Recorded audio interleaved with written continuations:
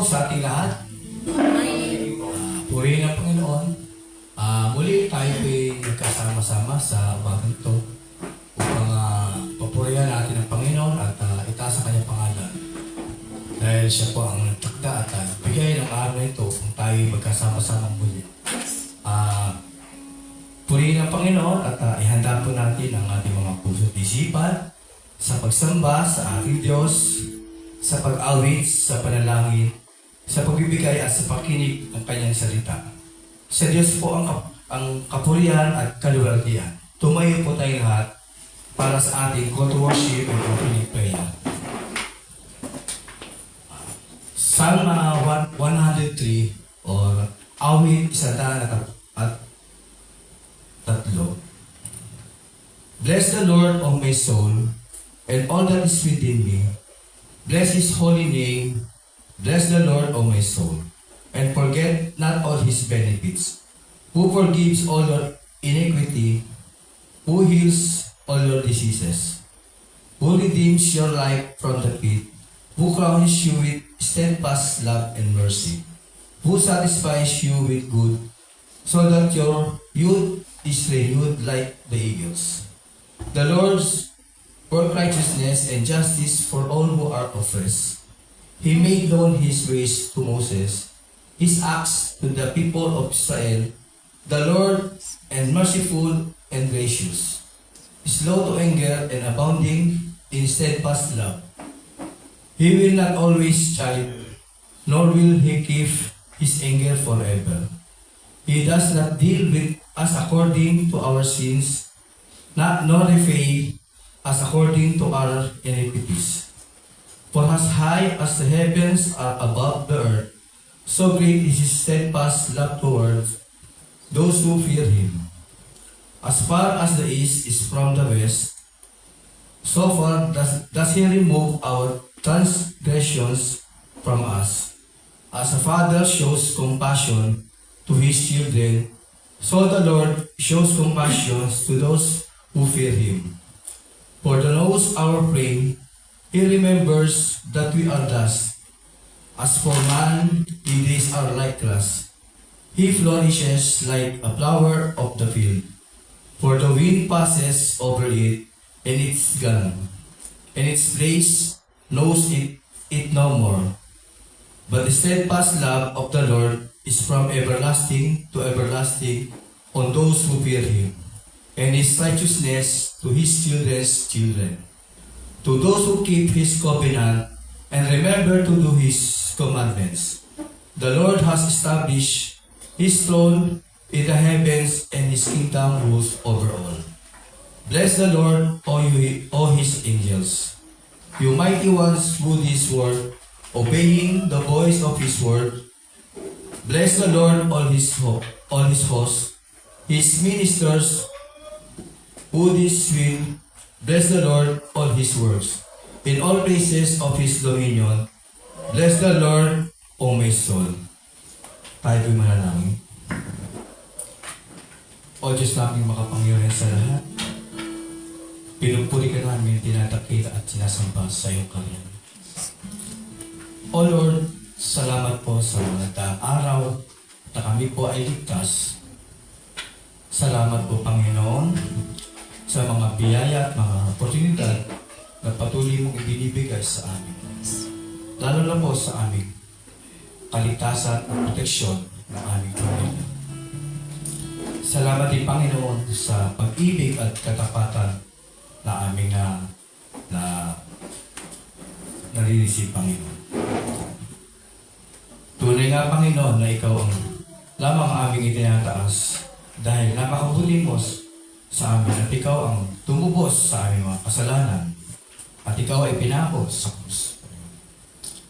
Lord, kami po ay muling lumalapit sa umagang ito dahil Ikaw ang Diyos namin na mapagmahal, Diyos na manuoy na handang magpatawad sa amin sa aming mga kasalanan.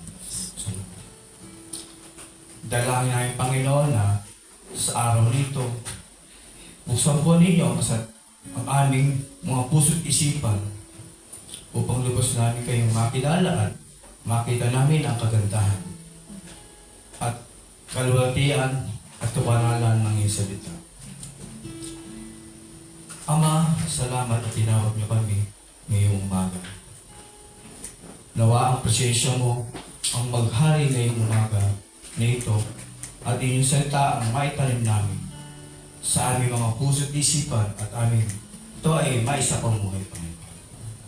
Kaya muli, ibinabalik namin sa inyo ang mataas na pagpulit pagsamba sa matimi sa pangalan ng Jesus na aming tagapagtas. Amen. Ngayon po ay inahayan po ang lahat upang umawit ng papulit pagsamba sa ating Panginoon sa pamumuno po ng ating music team. Sabay-sabay po nating itaas ang pangalan ng ating Panginoon.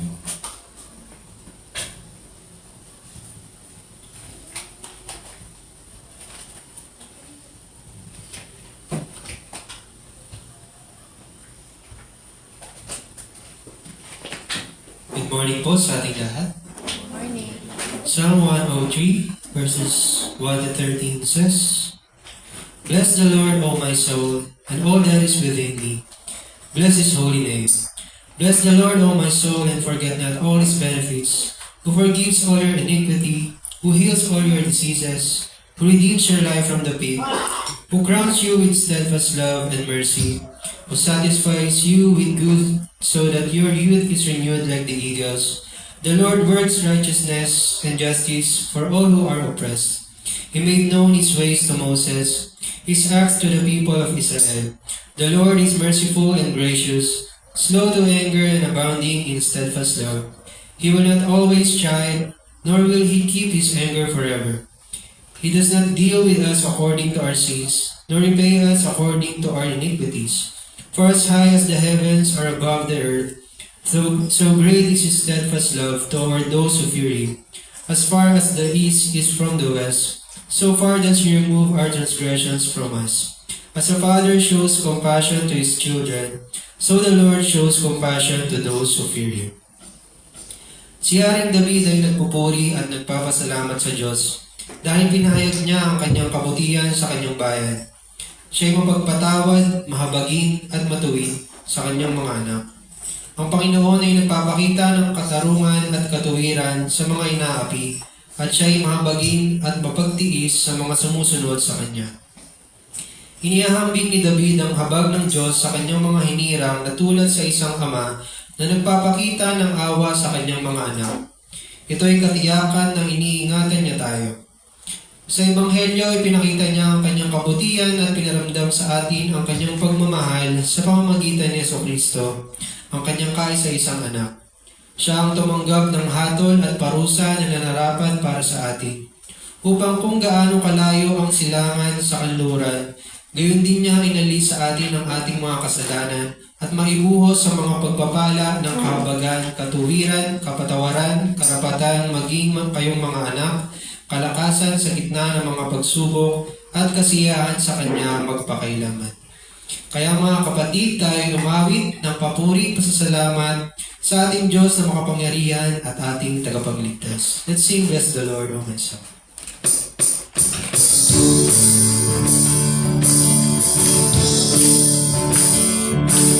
Our God is slow to anger when we go astray.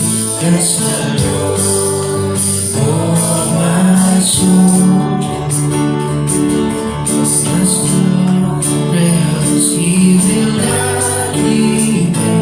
Bless the Lord, oh my soul. Through mercy and compassion, His great love is true.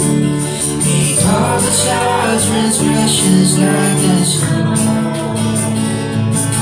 As far as He's from us, for all our sins removed. Bless the Lord, oh my soul.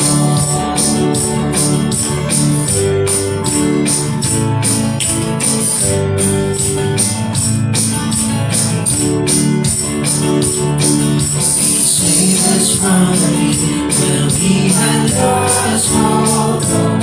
Bless the Lord, oh my soul. From endless Bless the Lord, oh my soul.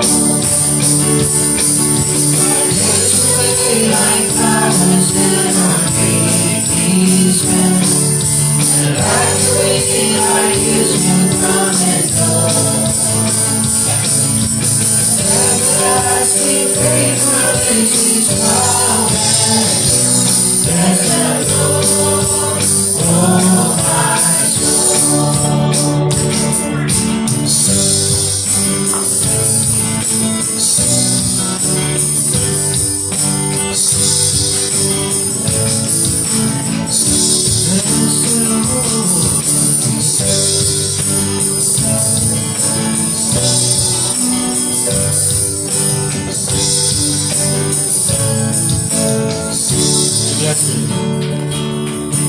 Bless the Lord, you angels, all you have. Bless the Lord, oh my soul. And we will tell His goodness through eternity. Bless the Lord, oh my soul. Bless the Lord, you angels, all you have. Everything which you live here. Praise the Father, praise the Son, and Holy Ghost. Bless the Lord, oh my soul. Bless the Lord, you angels, all you heavenly hosts. Everything which you live here. Father, praise the Son, and Holy Ghost. Bless the Lord, oh my soul. Bless the Lord, oh my soul.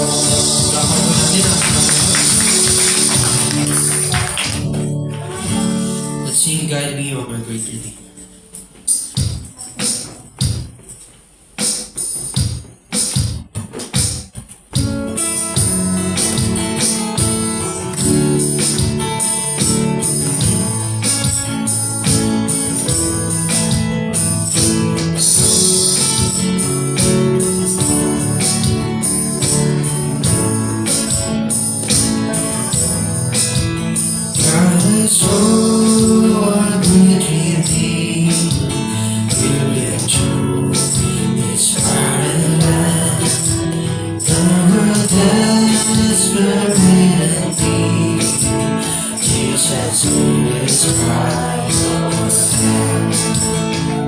Your spirit never with us, be the compass on our way.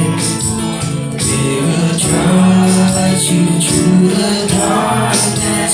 You will not lead us astray. Christ before us, Christ behind us, Christ within us every day. Be our guide, rise forever. Jesus, God us all the way.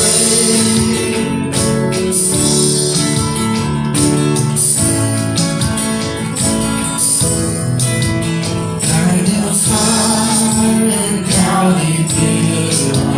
Be our vision day and night. Light the night in the morning. Give us spirit of your light.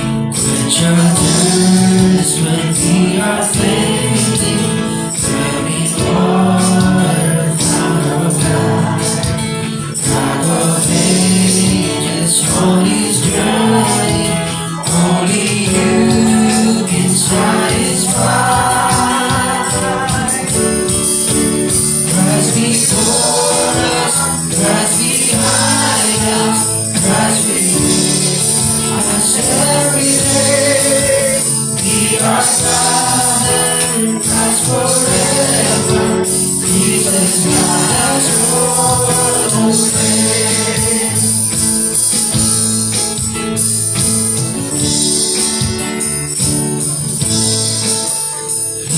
us onward into Zion, to the home we get to see. Bring us to the better country where we'll finally be free. Where we hear the shores of Jordan, guide our anxious spirits aside. For we know your hand will keep us till we say again. Christ before us, Christ behind us, Christ within us every day. Be our Father, Christ forever. Jesus, God has all the way. Christ before us, Christ behind us, Christ within us every day. Be our Father, Christ forever. Jesus, God has all the way. Jesus, God has all the way. Muli palakpakan natin ang ating Panginoon. Dahil sa ating Panginoon.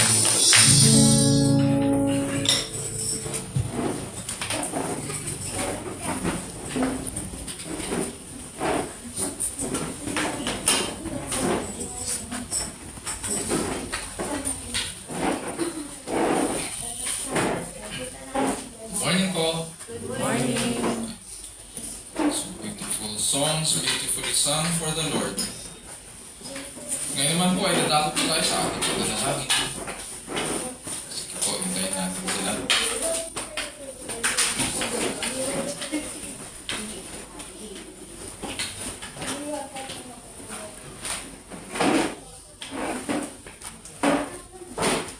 Okay. May mga natanggap po tayong mga prayer requests dun sa ating group chat. At gusto ko pong malaman kung may mga nais na kumabol sa ating mga prayer items for this morning. Meron po bang mga may sakit?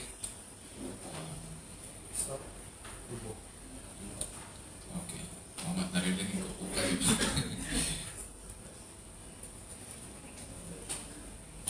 Meron pa po?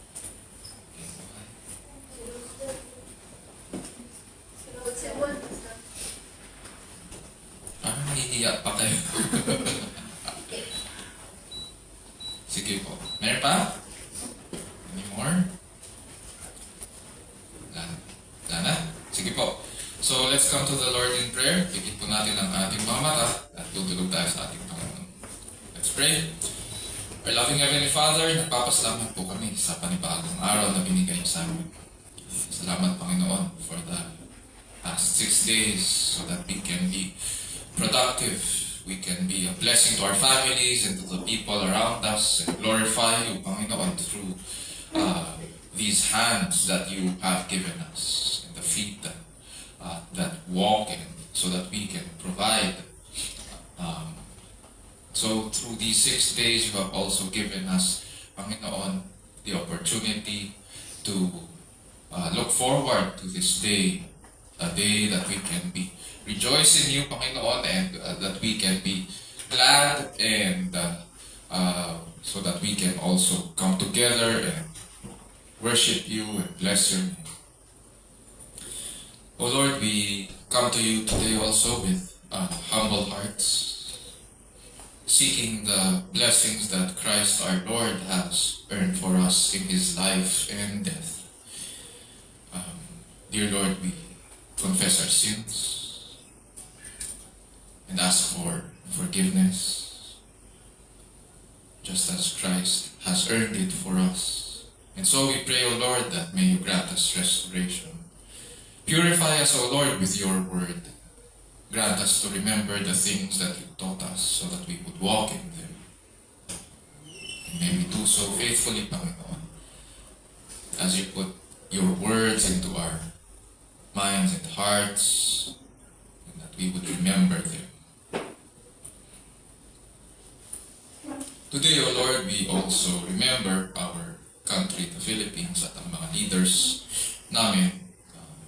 We do not understand, Panginoon, ang lahat ng nangyayari. Ang nakikita lang po namin, syempre, Panginoon, yung mga nasa balita. But you see all things. You know all things. You even know the end from the beginning. And so we place our trust in you because you are the sovereign ruler of all. Because of this, we know, O Lord, na hindi po kayo nagugulat sa mga nangyayari. Hindi po kayo nagugulat, Panginoon, sa kasalanan ng tao. And so we place our confidence because we know that you rule and all things are under, dear Lord, your rule. So we place, O Lord, our confidence and even, Panginoon, our leaders at your feet. We pray for them. We ask for wisdom, that as you grant them responsibility, may you also give them, O Lord, the sense of accountability. We pray against corruption, against abuse of authority. We pray, O Lord, that truth will prevail. And so we ask, O Lord, that may you grant our leaders to fulfill their responsibilities with faithfulness and integrity. That just as you have given them, O Lord, the responsibility to keep the welfare of the people, so we pray, O Lord, that they would remember, and we too would remember, that they are not merely servants of the people, but ultimately they are your ministers also, whom you have placed in these positions of authority. O Lord, nagpapasalamat din po kami sa ministry that you have placed in our hands. This too is a stewardship, and we recognize it as such.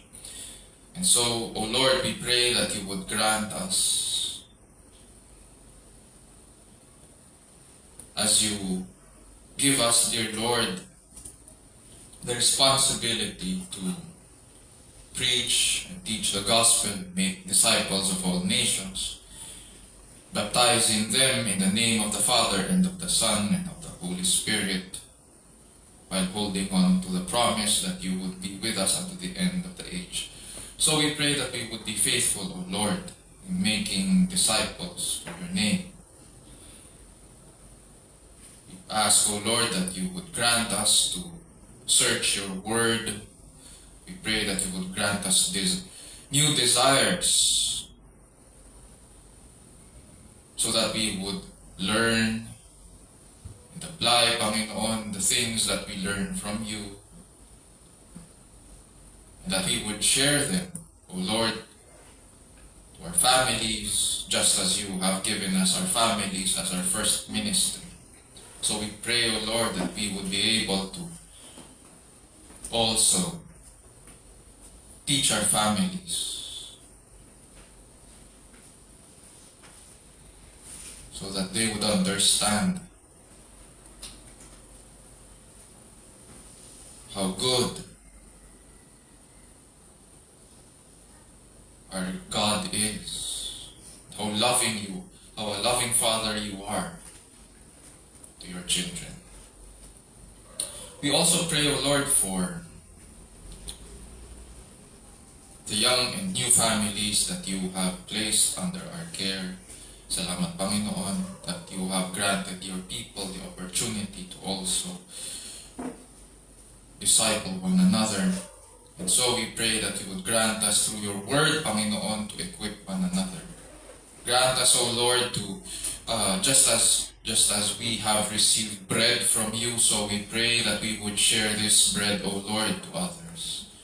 And as we equip, O Lord, the young families and new families you have placed under our care. So they too, O Lord, we pray, may they fulfill the calling of not only being physical providers of the needs of our families, but that we would also provide the spiritual needs of our sons and daughters, of our spouses, of our fathers and mothers, and those whom you have placed under our care.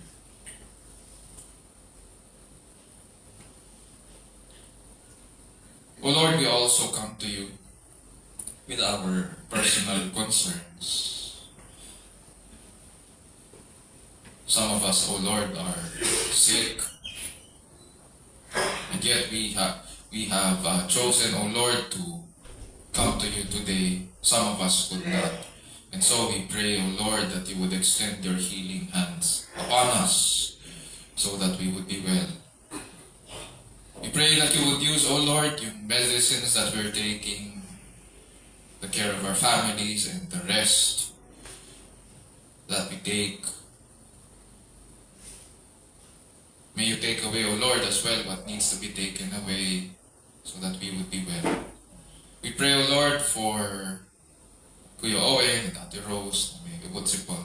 So we ask that may you grant them good health, that they would respond to their medicines also. We pray for Maming at sa kanyang kalusugan, grant her strength, and that she would, through the medications given to her, may she be able to manage, O Lord, yung kanyang physical condition. And so we are thankful, O Lord, that through these physical conditions and limitations, we understand that these are provided for us so that we can continue to trust in you, so that we can continue, O Lord, to display what it means to live under your presence. And so grant us these opportunities as well, these blessings, so that through our physical limitations and conditions, may you use us, O Lord, as beacons of light also sa aming mga families and friends. As we approach you now, O Lord, in the study of your word, grant us, we pray, wisdom and a heart that would receive your word with humility and love. We pray, O Lord, that may you open our eyes to the truth and our ears so that we may be ready to hear and listen. And as we see your beauty and majesty and excellencies, and as we hear you call out our names, we pray, O Lord, that you would grant us to respond to you. We pray, O Lord, that may your Spirit also enable us to apply your word. And so as you speak to us, we pray that you would change us and we would be changed. And this we pray in Jesus' name, our Lord and Savior, and all of God's people will say, Amen. Amen.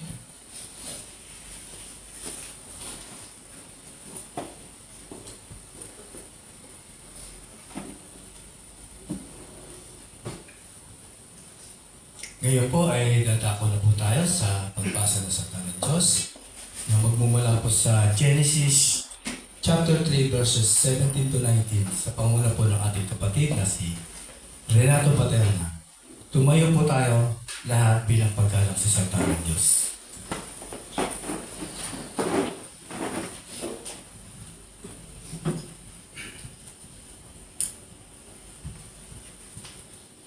Magandang umaga po sa lahat.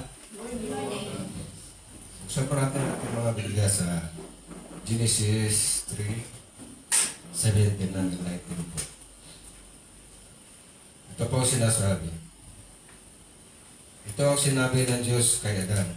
Dahil nakinig ka sa iyong asawa, nang iyong kainin ang ipinagbabawal kong bunga. Dahil dito'y sinusumpa ko ang lupa. Sa hirap ng pagbubungkal, pagkain mo'y magmumula. Mga damo at tinik ang iyong aaninin. Halaman gubat ang iyong kakainin. Sa pagod at pawis, pagkain mo'y manggagaling. Maghihirap ka hanggang sa mailibing. Dahil sa alabok, doon ka nanggaling. Sa lupang alabok ay babalik sa ito salita ng Diyos. Purihin ng Panginoon.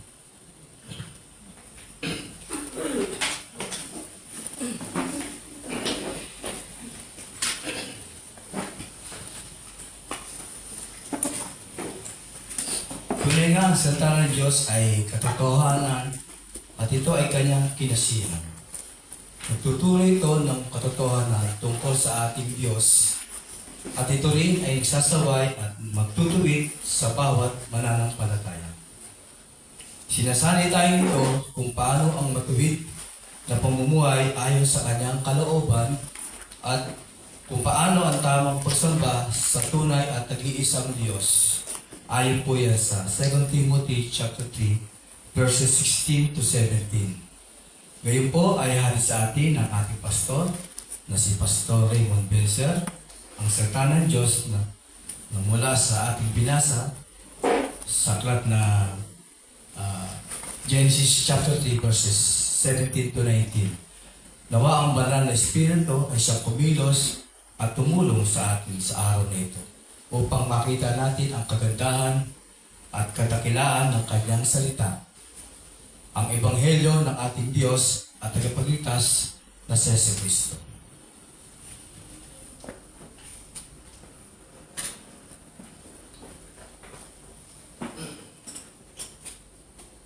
Okay, good morning po. So, hayaan niyo pong buksan ko po ang Bible sa Genesis chapter 3. Genesis, yung first book of the Bible.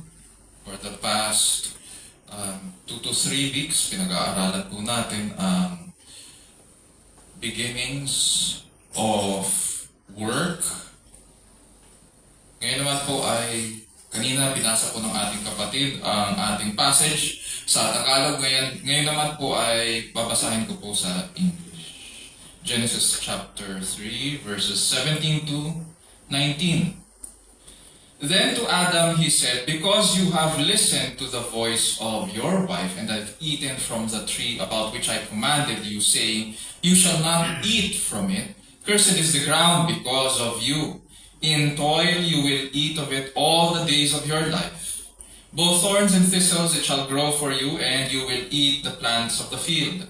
By the sweat of your face you will eat bread till you return to the ground, because from it you were taken, for you are dust, and to dust you shall return." This is the word of the Lord. Praise be to God. Work is an essential part of our lives. Mula sa paggising sa umaga hanggang sa pagtulog sa gabi, work occupies much of our waking time. Hence, it shapes our daily lives po. Ayon sa isang founder and consultant ng Monarch HR Solutions, si Kimberly Kafafian, sa kanyang article on the importance of work in our daily life, ganito po yung kanyang sinabi. For some, work holds a purpose. It is a calling to do good in the world. It is also an important channel for developing social bonds and a means for building personal identity and self-worth. So in other words, ang work ay hindi lamang means para mag-develop ng mga relationships, kaya may mga social bonds. There are also, it is also a means para sa personal development and self-worth at saka identity. And research shows that working is closely linked to one's physical and mental well-being. Sa banal na kasulatan po, mataas po ang tingin ng Diyos sa paggawa or sa work. It is spoken of as very good, and that is what we have been studying the past Sundays. Work is very good. And God as the creator owner who creates plants and animals and waters them and gives food sa lahat ng living things and makes things grow, He has assigned man, on the other hand, para maging tagapangalaga o caretakers tayo of the earth. And Scripture tells us in Genesis 1:27 to 28, sabi nga dyan, God created man in His own image. In the image of God, He created him. Male and female, He created them. God blessed them, and God said to them, be fruitful and multiply, and fill the earth, and subdue it. Yan yung work that man is expected to do before the fall. And rule over the fish of the sea, and over the birds of the sky, and over every living thing that moves on the earth. Kung ang paggawa or ang work natin ay mabuting kaloob mula sa Diyos, at kalooban niya na pagmulan ito ng kasiyahan ng lahat ng tao, kung paghahambingin natin ang noon at ngayon, mapapansin po natin na malaking pagkakaiba ng ating paggawa ngayon. Bakit? Ang sabi sa Bible, work is very good. Compared sa past 5 days ng creation, pagdating ng 6th day, doon binigay ng Diyos. After creating man in His own image, He blessed them. Tapos pagkatapos nun, inassess ng Diyos ang lahat, He said it is very good. If it is very good, bakit ba tayo nagtatrabaho o gumagawa, pakiramdam natin na overwhelmed at madali tayong ma-burn out ngayon? Dahil ba sa dami ng trabaho? Or unreasonable deadlines? Is it the long working hours? Or lagi na lang OTY? Alam niyo yung OTY? Thank you na lang, di ba? Madalas yun. Walang adequate resources or walang adequate resources para tapusin yung trabaho dahil kulang nga daw sa tao. Kulang nga ba sa tao? Kulang ng pampasahod?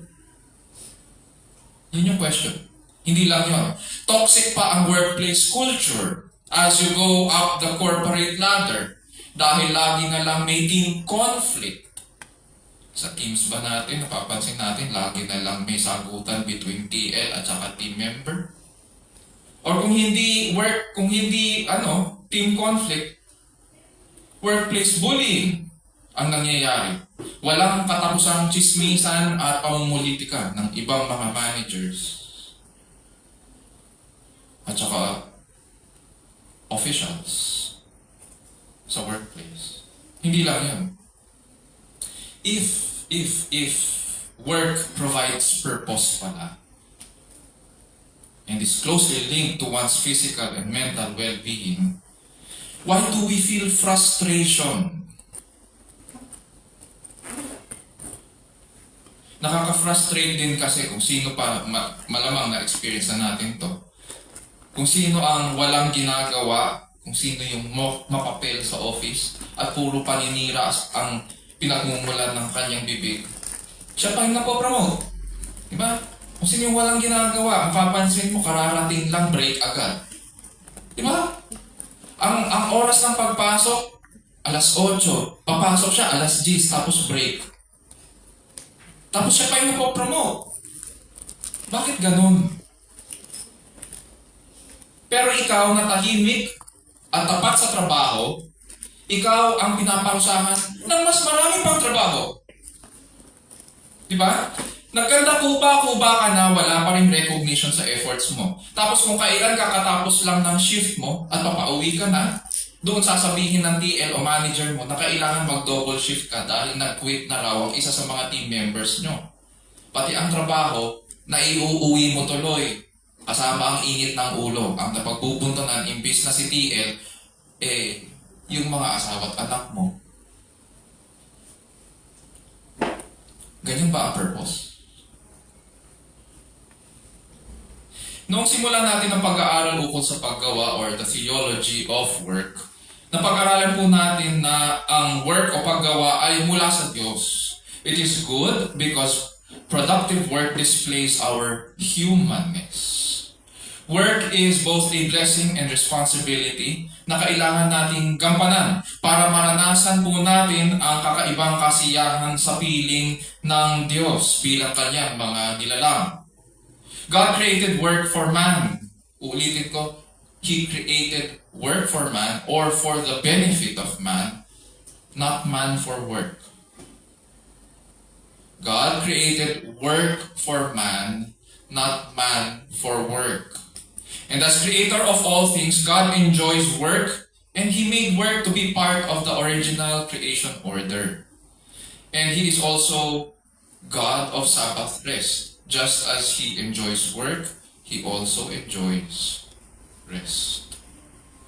Nilalang niya tayo sa kanyang larawan at wangis para magsitulad tayo sa kanya sa paggawa at magsitulad rin tayo sa maging sa pagpahinga.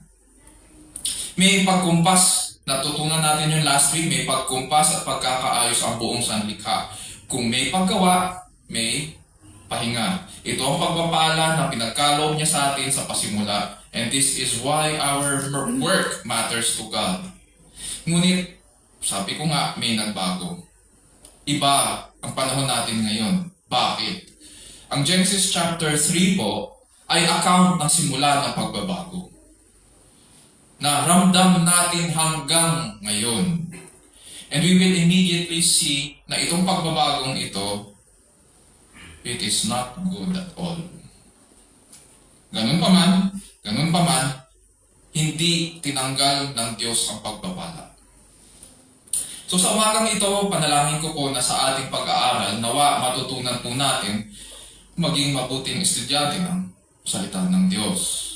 Sa atin po na nahihirapan sa ating pananampalataya, sa trabaho, at sa buhay, at nawa matatpuan po natin ang ating kalakasan sa salita ng Diyos. Ipagkaloob din niya sa atin ang mga bagong naisin na saliksikin ng kanyang salita para lalo natin siyang makilala bilang mabuting Ama at dakilang manunubos.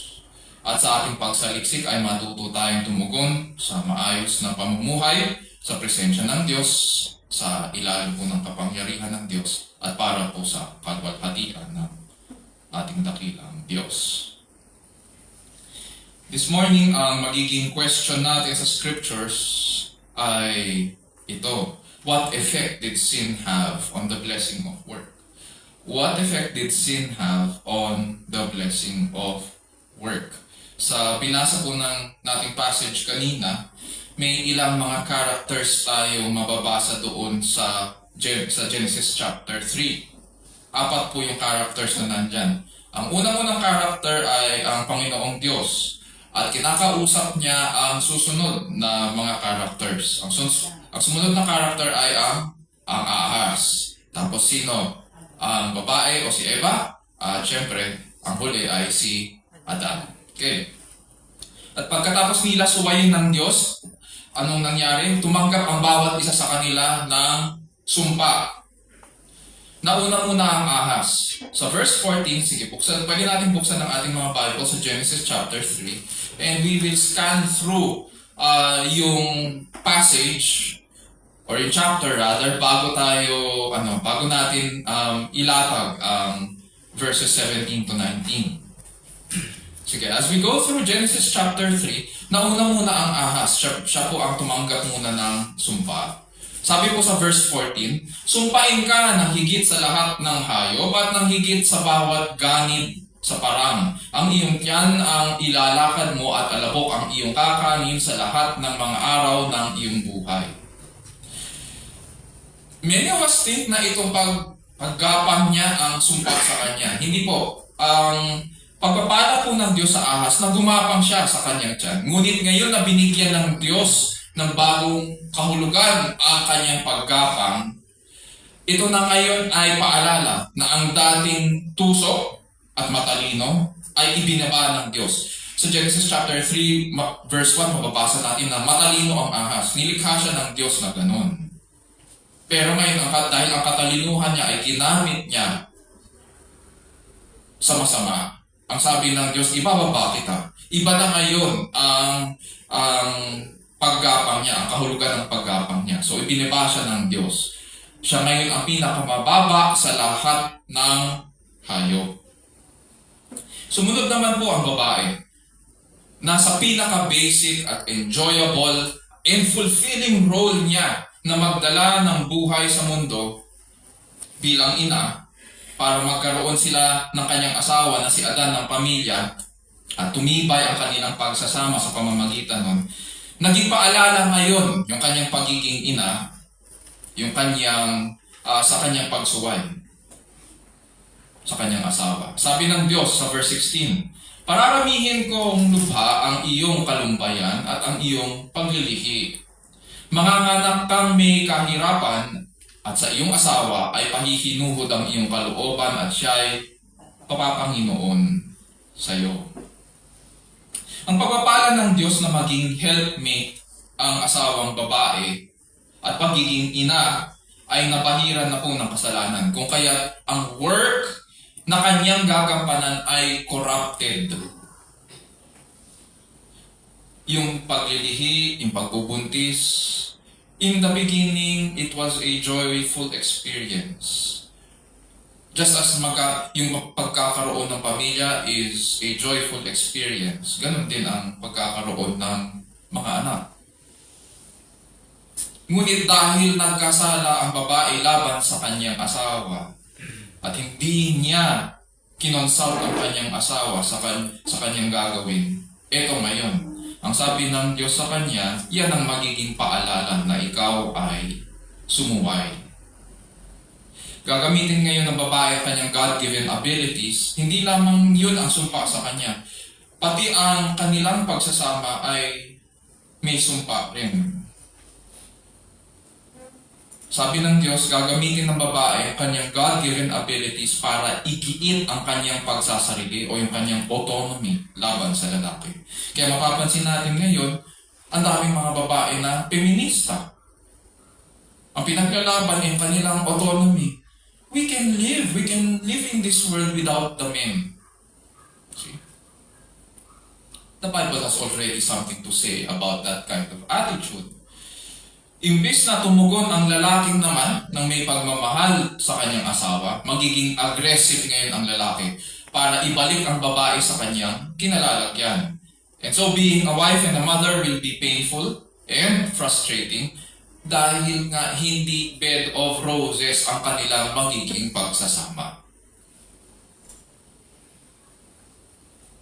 Pero in the beginning, merong differences na talaga ang babae at lalaki. And God intended it to be very good, ang differences nila. Ngunit dahil sa kasalanan, ganyan po ang nangyari. Itong mga mabubuting bagay ay nagiging paalala ng kasalanan nila. Pagkatapos ng babae, tumingin ang Diyos sa lalaki. And this leads us to our passage sa verses 17 to 19.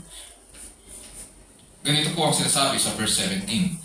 Then to Adam he said, "Because you have listened to the voice of your wife, and have eaten from the tree about which I commanded you, saying, You shall not eat from it. Cursed is the ground because of you. In toil you will eat of it all the days of your life." Minsan sinasabi ng mga babae, madali daw maging lalaki. Hindi naman kayo laging nanganak. Hindi naman kayo laging naglilihi. Pero dito, ang sumpa ng Diyos sa lalaki, all the days of your life. Dahil hindi nakinig po si Adan sa tinig o salita ng Diyos, bagkus itinaas niya ang tinig ng kanyang asawang babae. Uulitin ko. Ang ginawa po ni Adan, alam ng Diyos ito, at yun yung pinipoint out niya kay Adan, dahil hindi ka nakinig sa salita ng Diyos at hindi mo itinaas ang salita ng Diyos sa iyong buhay, bagkus nakinig ka sa iyong asawa, ito ang sumpa sa iyong pagsuway. Dahil nga, mas pinahalagahan mo ang iyong asawa kaysa sa salita ng Diyos. Warning ito. early in our marriage, sa aming mag-asawa, napag-uusapan namin ang iba't ibang interactions at saka engagements ng mag-asawa. And nasabi niya sa akin na may mga kakilala siya, may mga kamag-anak siya na ang mga asawang lalaki ay kaya ganun ang nagawa nila sa kanilang asawa ay dahil mahal nila ang kanilang asawa. And what I mean by dahil mahal nila ang kanilang asawa, ay lagi silang nakikinig sa kanilang asawa. At laging pinararaya kahit mali na. I beg to disagree. At ito nga, nakikita natin dito, anong ginawa ni Adan? Sabi ng babae, isang umaga na, gising na lang si Adan, nakita niya yung kanyang asawa, nandun sa may puno, pinagbawal ng Diyos, huwag kang kakain doon. Eh, nandun yung asawa niya, kausap ang ahas. Tapos lumapit siya. Habang kausap ng kanyang asawa yung ahas, hindi siya kinonsult ng kanyang asawang babae. Tuloy-tuloy lang. Nandun lang siya nakatayo, nakikinig. Hindi niya pinigil, hindi niya inilayo ang kanyang asawa. Bagkus nandun siya sa kanyang tabi ng asawa. Nagparaya. Hinayaan niyang mag-usap ang isang tuso at yung kanyang asawa. At ngayon silang dalawa yung nag-uusap. Pagkatapos nun, kumagat yung babae dahil binigyan nga ng pinagbabawal na bunga at binigyan ng babae yung bunga sa kanyang asawa. Yung lalaki naman na alam niya ang salita ng Diyos, alam niya kung ano yung utos ng Diyos na huwag kang kakain doon, otherwise mamamatay ka, ginawa niya ang pinagbabawal. Sa buhay natin, paano ba natin pinahahalagahan ng salita? Mas itinataas po ba natin ang ating asawa versus sa salita?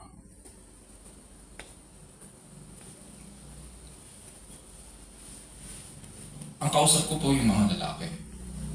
Pero sa mga babae, ang warning sa atin, ang warning dyan ay kung itataas natin ang ating sarili versus sa salita. Mapapansin natin dito sa habag ng Diyos. Hindi niya sinumpa si Adan.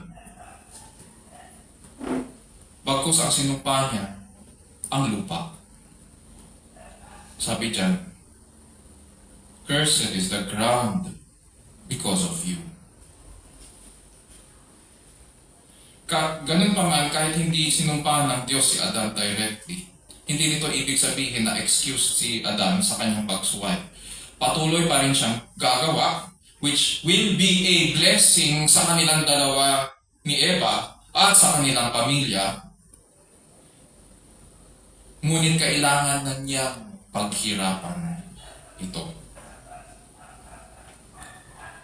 And so what effect did sin have on the blessing of work? Number 1, work continued but under a curse. It is still a blessing, yes. It shall continue, but it is under a curse. Punta tayo sa verses 18 to 19. Both thorns and thistles it shall grow for you, and you will eat the plants of the field. By the sweat of your face you will eat bread, till you return to the ground, because from it you were taken, for you are dust, and to dust you shall return. Maganda yung version na binasa ng ating kapatid sa Tagalog. May patula ang ano niya, parang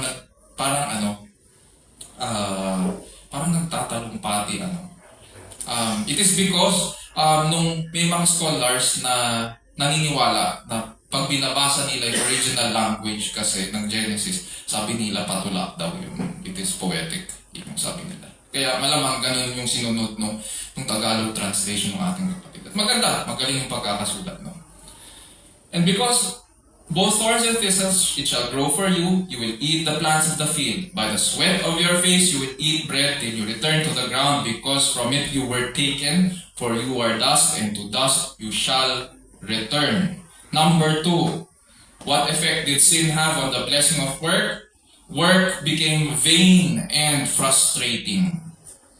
Matatandaan po natin na sinabi ng Diyos sa tao, Sa chapter 1, verse 29, I have given you every plant yielding seed that is on the surface of all the earth, and every tree which has fruit yielding seed, it shall be food for you.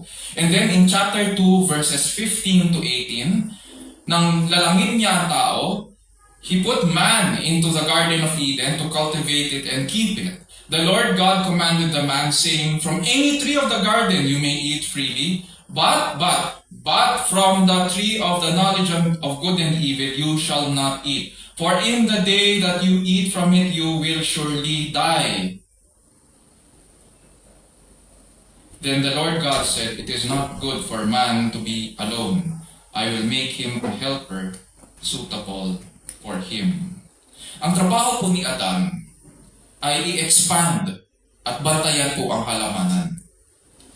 Maaari siyang kumain sa kahit anong halaman at puno, huwag lang doon sa tree of knowledge of good and evil.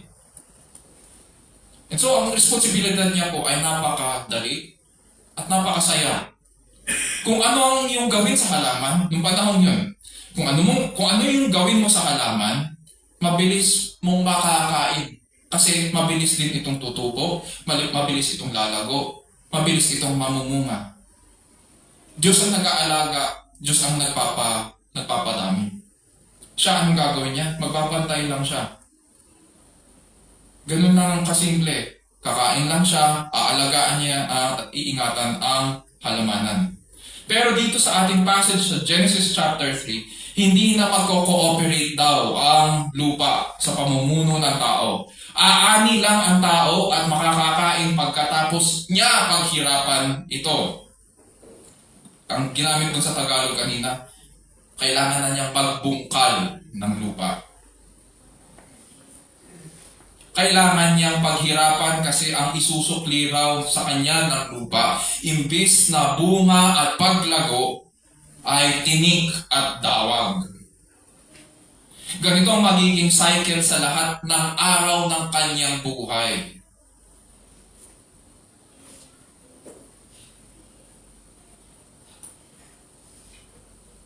Punta tayo sa number 3.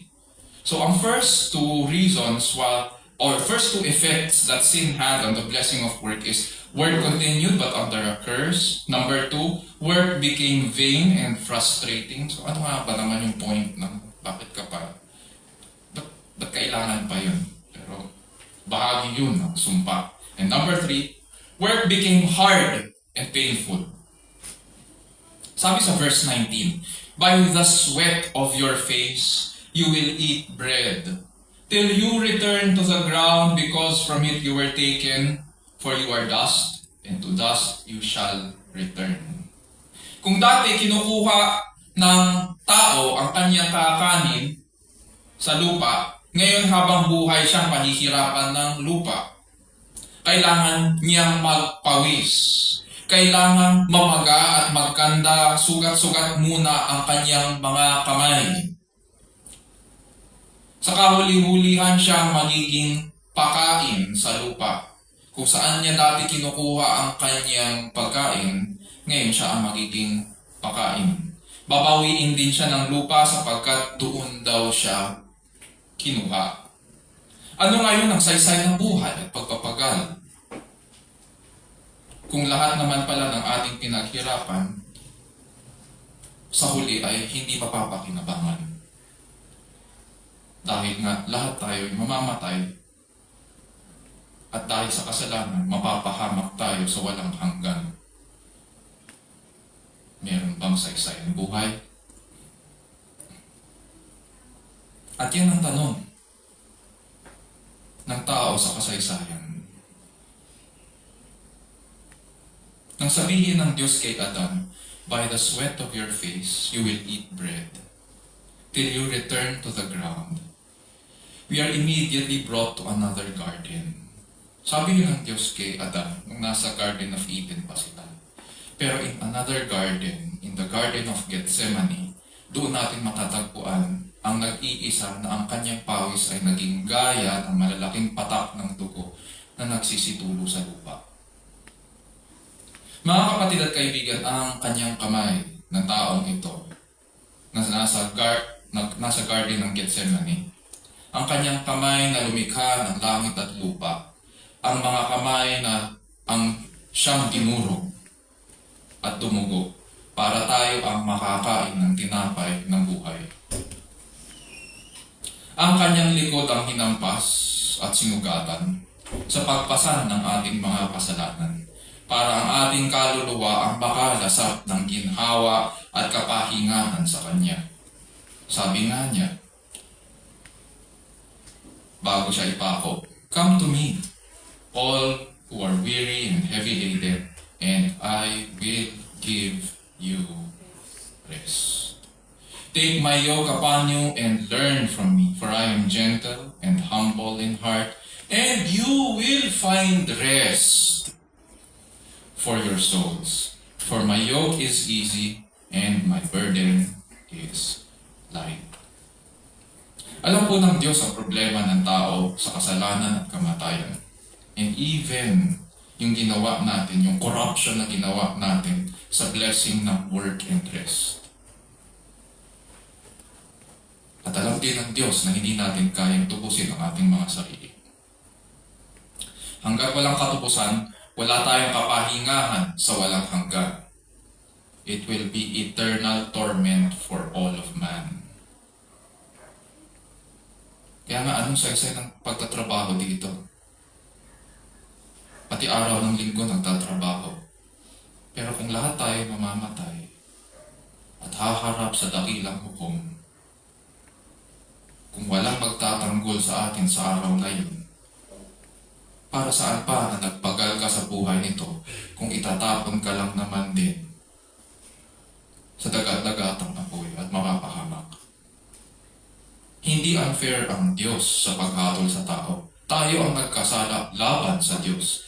Sinira natin ang blessing ng work, sinira natin ang blessing ng rest, sinira natin ang ating mga marriages, sinira natin ang pagkakaroon ng pamilya, sinira natin ultimo ang pagiging banal ng pagkain sa halamanan. Hindi natin niluwalhati ang Diyos. So ano ang saysay na ginagawa natin ngayon? Lahat ng ginagawa natin na kinasisiyahan natin, kung sa kahuli-hulihan ay mapapahamak tayo. Yun yung tanong kanina eh. Meron ba?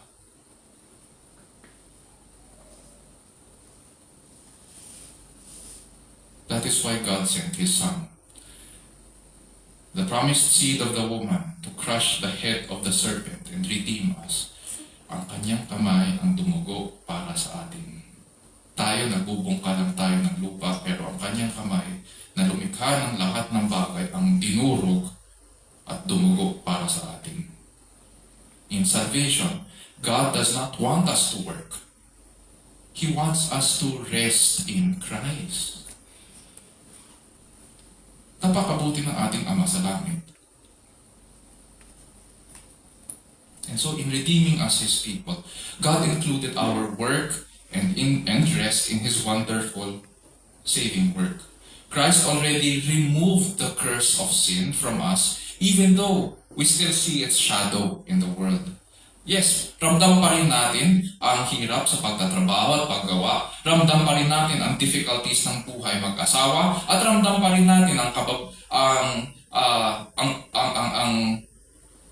ramdam pa rin ng ating mga kababaihan ang sakit ng panganganak.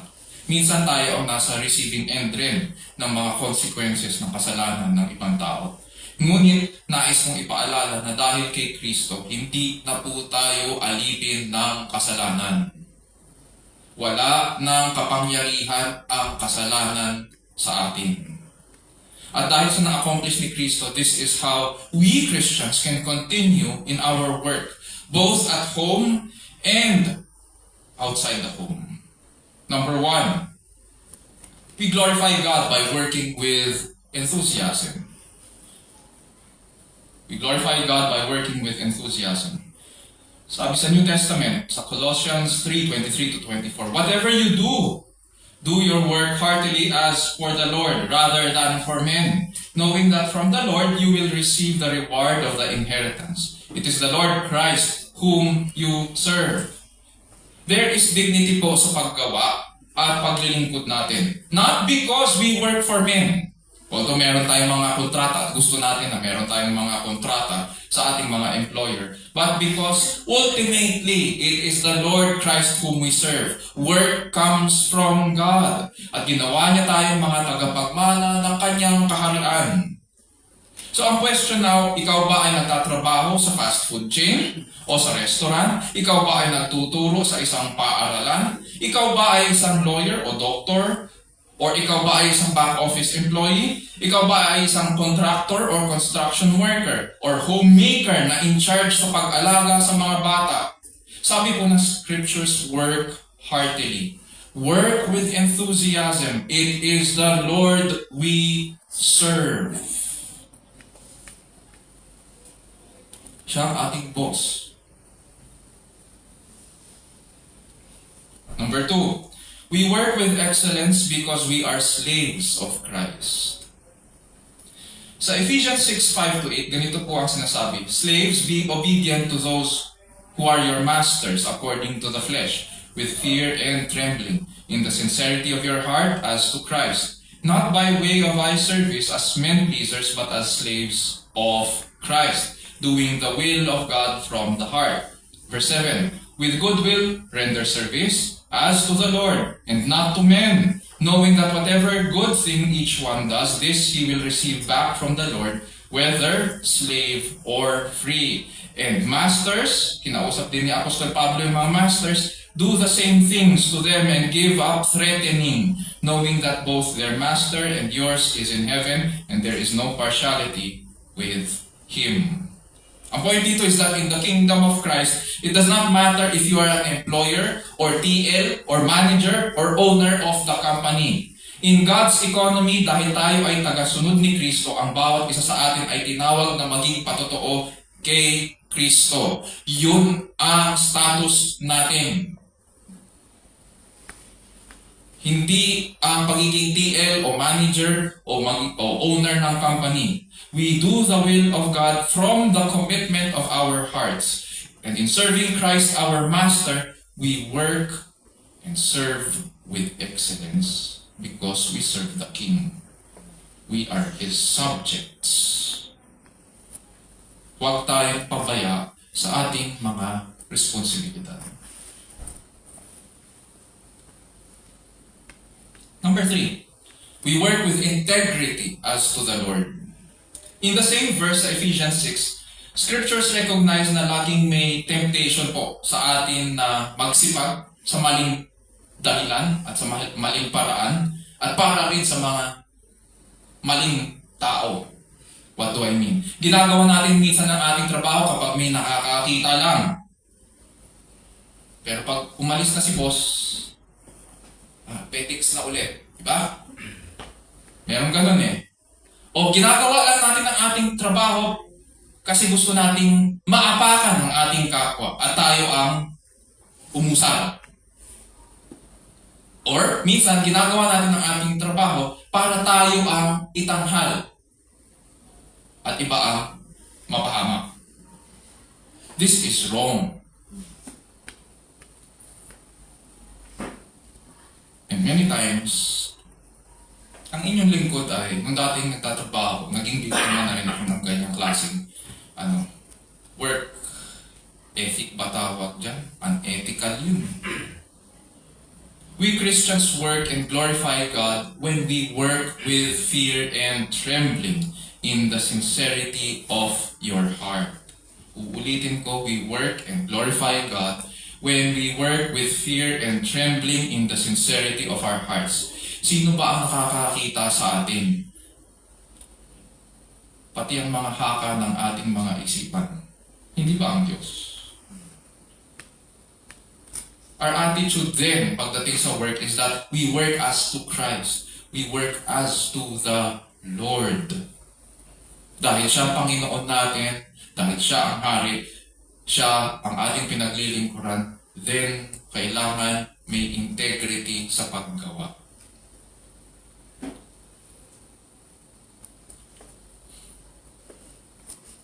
Pang-apat, we work with joy in our hearts. narinig na po natin ang kasabihan na enjoy what you do and you'll never work a day in your life. Siguro sa Tagalog, ang katumbas nito ay pag naghanap ka ng trabaho, dapat yung ginagawa mo ay siguraduhin mong masaya ka sa ginagawa mo.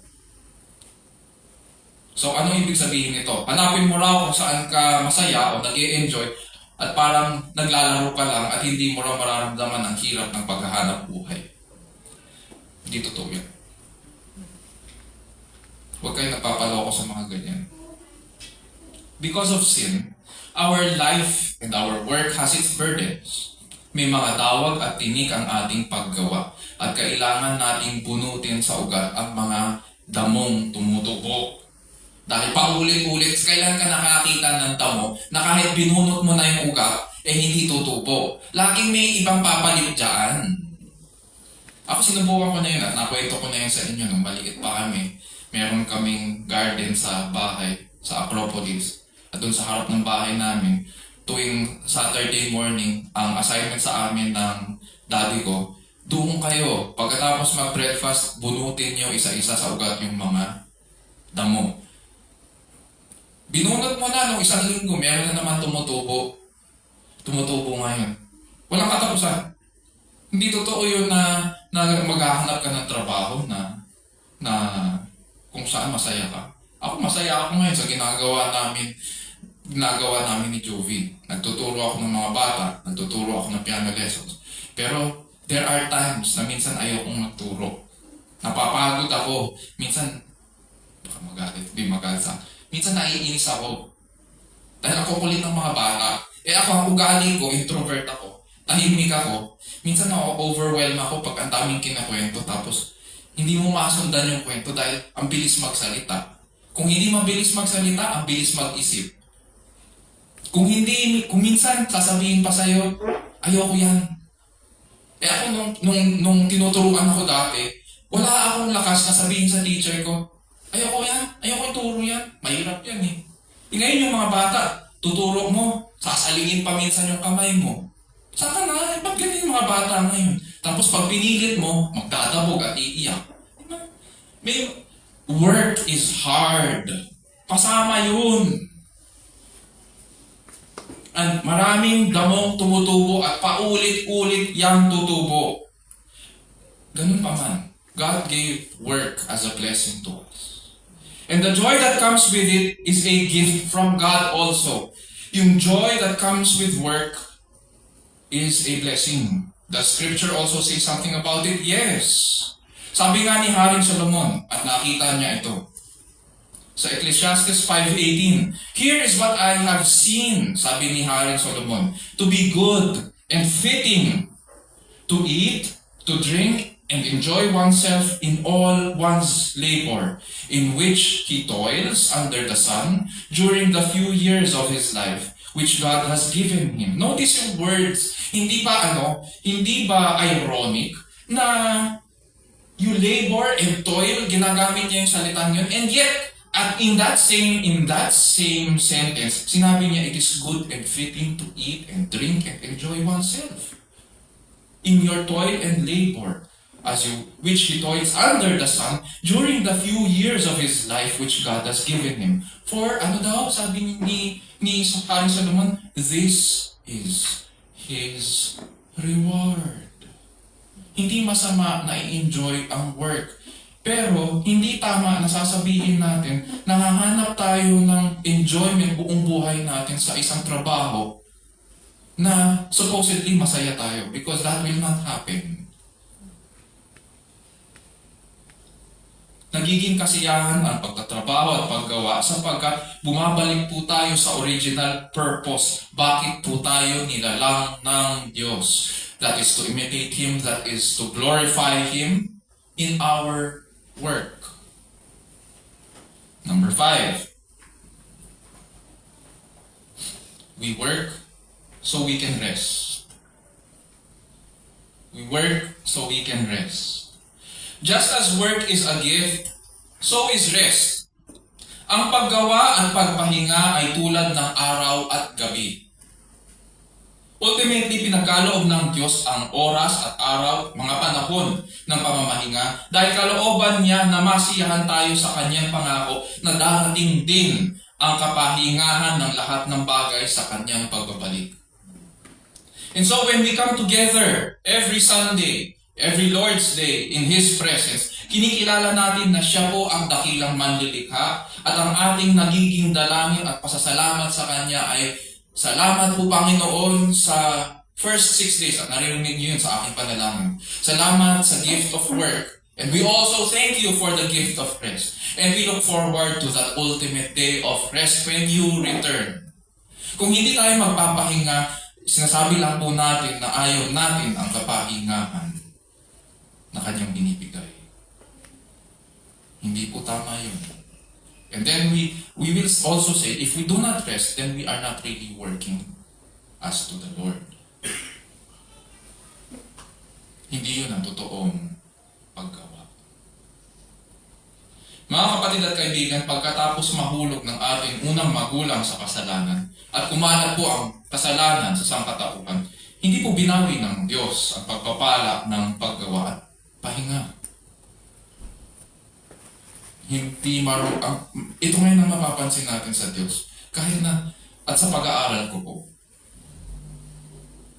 kahit na nagkasala ang tao, hindi niya binawi ang pagpapala. Hindi siya tulad natin na magalit lang. Binabawi natin yung binibigay natin sa ating kapwa. Hindi siya ganun.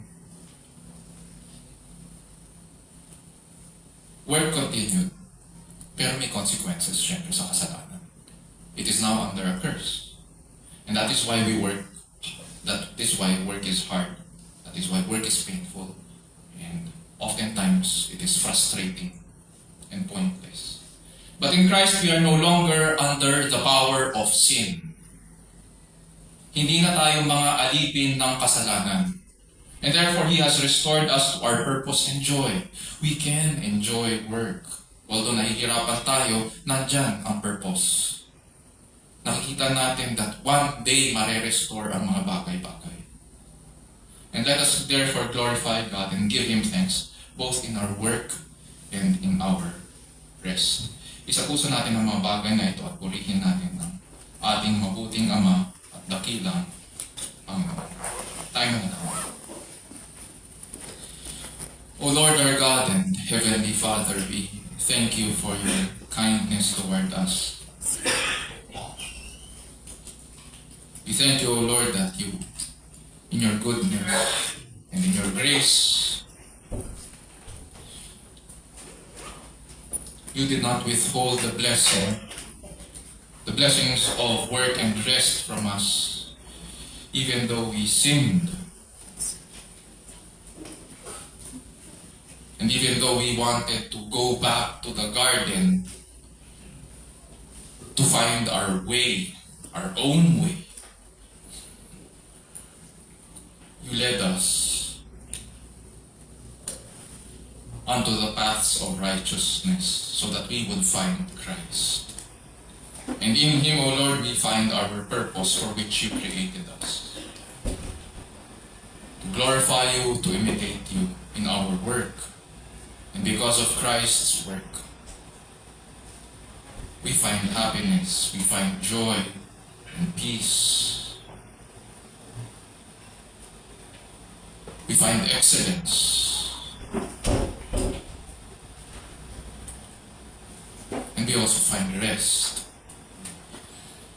And so we praise you, O Lord, for your wisdom and goodness.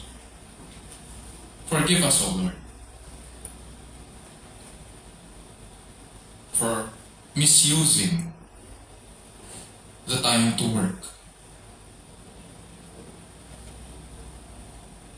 There are times, Panginoon, na instead of 6 days, instead of using the 6 days you have given us, we occupy even the 7th day. And sometimes, Panginoon, instead of resting on the 7th day, we misuse rest also. And abuse it. thinking that we can rest also all the days of our life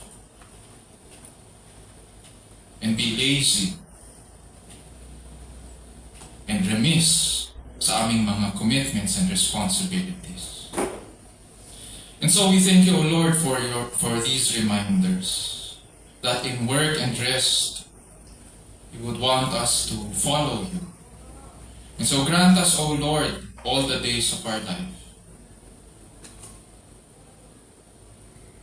that as we follow you, may we be reminded that one day all things will be restored. That in the renewal, in the new creation, when you return, even work will once again be pleasant.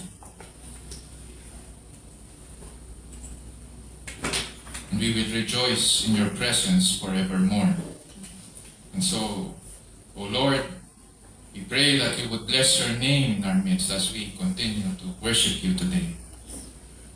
And this we pray in Jesus' name, our Lord and Savior. And all of God's people will say, Amen. Amen.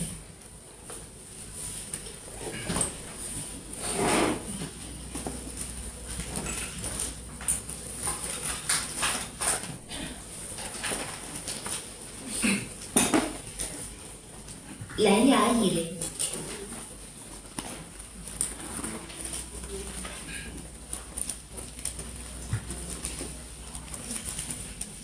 Ngayon po ay dadako na po tayo sa pagbibigay o tithes and offering. Buksan po natin ang Biblia sa Matthew 6, verses 1 to 4. Beware of practicing your righteousness before other people in order to be seen by them. For then you will have no reward from your Father who is in heaven. Thus, when you give to the needy, sound no trumpet before you, as the hypocrites do in the synagogues and in the streets, that they may be praised by others. Truly, I say to you, they have received their reward. But when you give to the needy, do not let your left hand know what your right hand is doing, so that your giving may be in secret, and your Father who sees in secret will reward you.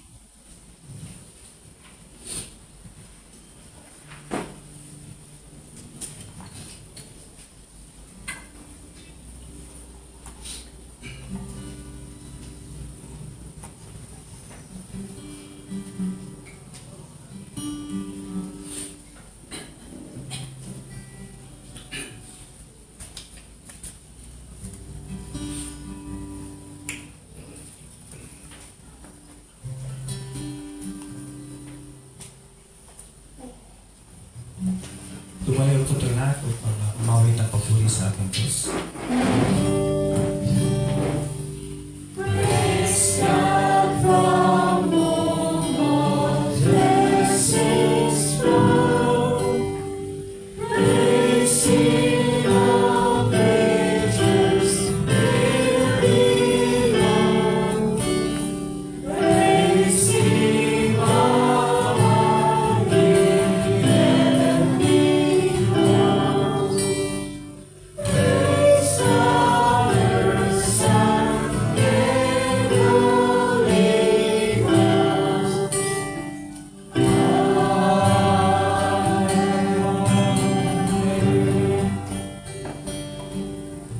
Sabi yung manalangin, O Diyos namin mga pangilihan sa lahat. Panginoon, kami pinagpapasalamat sa mga ganito, sa mga nagdarang araw na ibinibigay mo sa aming kaligtasan. Salamat din, Panginoon, sa kaalaman na ibinigay mo sa bawat isa, na mapagbulay-bulayan ang sagata mo at mensahe mo, O Diyos. Dalangin namin, Panginoon, na maisa pamuhay ng bawat isa at ito ay maibahagi rin sa mga hindi pa nakakaroon. Salamat din, Panginoon, sa pinansyal at pisikal na aming natatanggap sa inyo, Panginoon.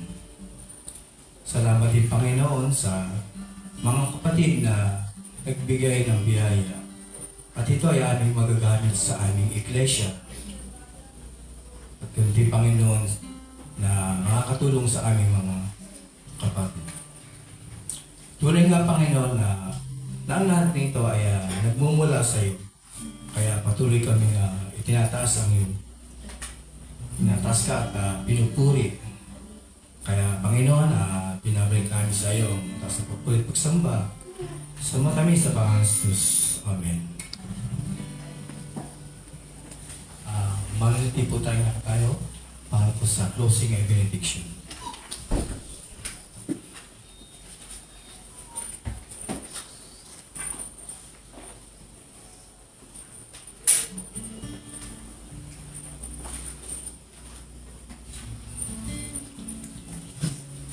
Mga kapatid, purihin po natin ang ating Panginoon at tanggapin ang kanyang pagpapala. Now to him who is able to establish you according to my gospel and the preaching of Jesus Christ, according to the revelation of the mystery which has been kept secret for long ages past, but now is manifested by the scriptures of the prophets, according to the commandment of the eternal God, has been made known to all the nations, leading to obedience of faith, to the only wise God, through Jesus Christ, be the glory forever. Amen.